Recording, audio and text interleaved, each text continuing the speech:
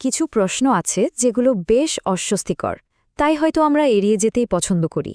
কিন্তু আজ আমরা ঠিক তেমনই একটি বিতর্কের গভীরে যাব। মার্কিন ইসরায়েল সম্পর্ক আসলে ঠিক কতটা শক্তিশালী, আর এর মানেটাই বাকি। তাহলে চলুন একদম সোজাসাপটা প্রশ্নটা দিয়েই শুরু করি। ইসরায়েল কি মার্কিন যুক্তরাষ্ট্রকে নিয়ন্ত্রণ করে? প্রশ্নটা শুনলেই কেমন একটা ঝাঁকুনি লাগে, তাই না? কারণ অনেকেই দৃঢ়ভাবে বিশ্বাস করেন যে এর উত্তর হ্যাঁ, আবার অনেকেই ততটাই তীব্রভাবে এর বিরোধিতা করেন। এ পুরো বিশ্লেষণ জুড়ে আমরা বিভিন্ন তথ্য আর যুক্তির আলোতে এই জটিল প্রশ্নের উত্তর খোঁজার চেষ্টা করব। আচ্ছা, সবার আগে চলুন সেই কারণগুলো একটু খতিয়ে দেখি, যেগুলো এই বিতর্কটাকে বছরের পর বছর ধরে জিয়ে রেখেছে। মানে এমন কি ঘটে যা দেখে অনেকের মনে হয় যে মার্কিন নীতিকে শায়দ পেছন থেকে অন্য কেউ চালাচ্ছে। একটা জিনিস কি কখনো খেয়াল করেছেন? কয়েক দশক ধরে, সে রিপাবলিকান হোক বা ডেমোক্র্যাট, দুই দলের প্রেসিডেন্টরাই কিন্তু ইসরায়েলের সাথে সম্পর্ক বোঝাতে প্রায় একই ধরনের ভাষা ব্যবহার করে আসছেন। লৌহ বর্মের মতো জোট, অটুট অঙ্গীকার। ভাবুন তো, মার্কিন রাজনীতিতে অন্য কোনো দেশের সাথে সম্পর্কের ক্ষেত্রে এমন ধারাবাহিক কথা কি শোনা যায়? প্রায় বিরল। এবার আসা যাক টাকার হিসাবে। অঙ্কটা একটু দেখুন। শত শত বিলিয়ন ডলার বছরের পর বছর ধরে মার্কিন যুক্তরাষ্ট্র ইসরায়েলকে এই বিপুল পরিমাণ সাহায্য দিয়ে আসছে। হ্যাঁ, আমেরিকা তো অন্য দেশকেও সাহায্য করে, এটা ঠিক, কিন্তু ইসরায়েলের প্রতি এই যে একটা নিঃশর্ত আর ধারাবাহিক আর্থিক সমর্থন, এটা এক কথায় নজিরবিহীন। তো যখন আমরা এই সব কিছুকে একসাথে দেখি, মানে একদিকে দলমতো নির্বিশেষে রাজনৈতিক সমর্থন, অন্যদিকে অত্যন্ত শক্তিশালী লবিং সংস্থাগুলোর লাগাতার প্রচেষ্টা, নির্বাচনে কোটি কোটি ডলারের অনুদান, আর তার সাথে মধ্যপ্রাচ্যে ইরানের মতো ইস্যুতে হুবহু একই অবস্থান, তখন তো স্বাভাবিকভাবেই মনে প্রশ্ন জাগে, এই সম্পর্কের আসল চালিকা শক্তিটা আসলে কী? আর এই আলোচনার কেন্দ্রে প্রায় সময়ই একটা নাম ঘুরে ফিরে আসে, AIPAC। এটি আমেরিকান দাতাদের টাকায় চলা একটি বিশাল প্রভাবশালী লবিং গ্রুপ, যার মূল লক্ষ্যই হল মার্কিন নীতিকে সবসময় ইসরায়েলের অনুকূলে রাখা। সমালোচকরা বলেন এর রাজনৈতিক চাপ এতটাই বেশি যে অনেক রাজনীতিবিদ এর বিরুদ্ধে যাওয়ার সাহসী পান না। কিন্তু গল্পটা কি এতই সহজ? শুধুই কি এক পক্ষের প্রভাব?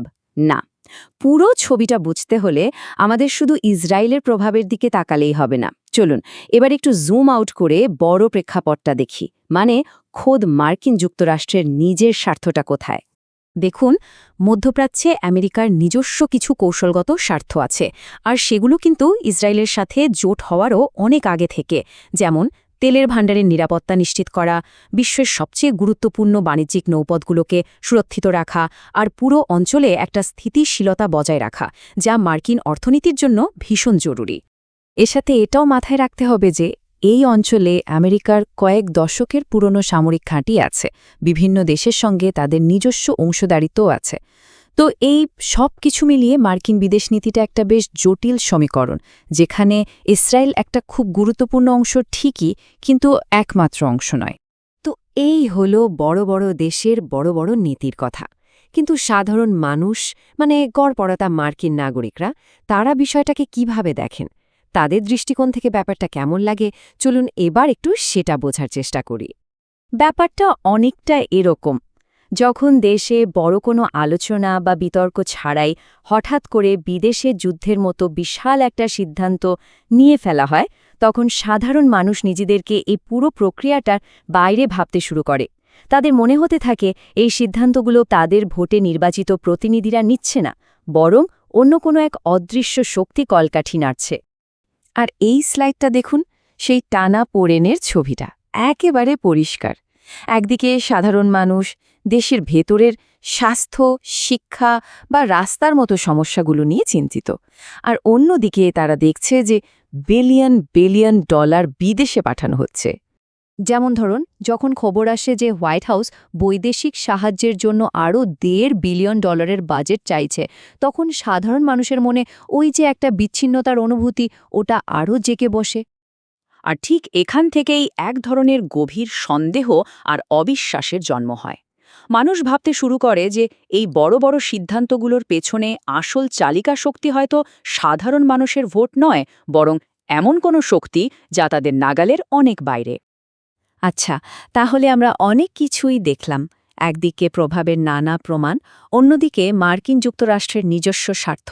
এবার চলুন সব তথ্যকে একসাথে মিলিয়ে মূল প্রশ্নটাকে একটু অন্যভাবে দেখার চেষ্টা করি। এটা কি আসলেই নিয়ন্ত্রণ নাকি অন্য কিছু? দেখুন, ওয়াশিংটনে বিভিন্ন গোষ্ঠীর প্রভাব খাটানোর চেষ্টা নতুন কিছু নয়। প্রতিরক্ষা কোম্পানি থেকে শুরু করে তেল কোম্পানি সবাই চায় নীতিকে নিজের দিকে ঘোরাতে। কিন্তু আসল পার্থক্যটা হলো প্রভাবের গভীরতা আর ধারাবাহিকতায়। সব প্রভাব কিন্তু একরকম শক্তিশালী হয় না। আর এখানেই আমার মনে হয় মূল বিষয়টা লুকিয়ে আছে।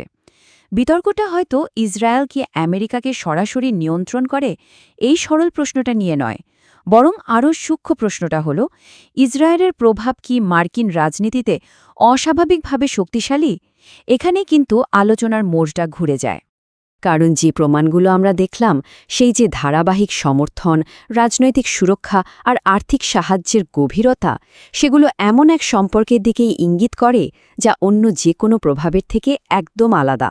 অনেকের কাছেই তাই এই সম্পর্কটা অনন্যভাবে শক্তিশালী এবং বেশ উদ্বেগজনকও বটে। তাহলে শেষ কথা কি? মার্কিন ইসরায়েল সম্পর্ক কি নিয়ন্ত্রণ নাকি প্রভাব? তথ্য প্রমাণ বলছে এটা হয়তো সরাসরি নিয়ন্ত্রণ নয়, কিন্তু এক অস্বাভাবিক শক্তিশালী আর ধারাবাহিক প্রভাব যা মার্কিন বিদেশনীতিকে গভীরভাবে চালিত করে। এখন চূড়ান্ত প্রশ্নটা হলো, এই মাত্রার প্রভাব কি মার্কিন যুক্তরাষ্ট্রের কৌশলগত স্বার্থের জন্য জরুরি, নাকি এটা তার নিজের গণতান্ত্রিক প্রক্রিয়ার জন্যই একটা সমস্যা? এই উত্তর খোঁজার দায়িত্ব দর্শকের বিবেচনার উপরেই রইল।